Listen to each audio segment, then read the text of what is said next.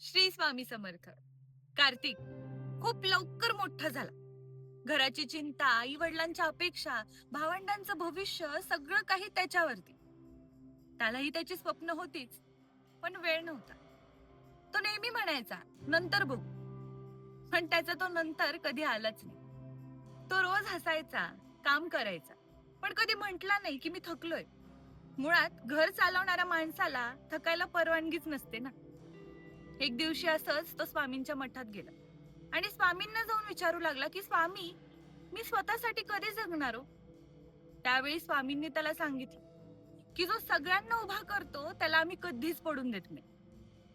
त्यावेळी त्याला दिलासा नाही मिळाला, पण बळ नक्कीच मिळालं. आणि मुळातच जबाबदाऱ्यांमध्ये अडकलेला माणूस कधीच कमजोर नसतो. तो फक्त स्वतःला इतरांपेक्षा मागं ठेवतो. श्री स्वामी समर्थ.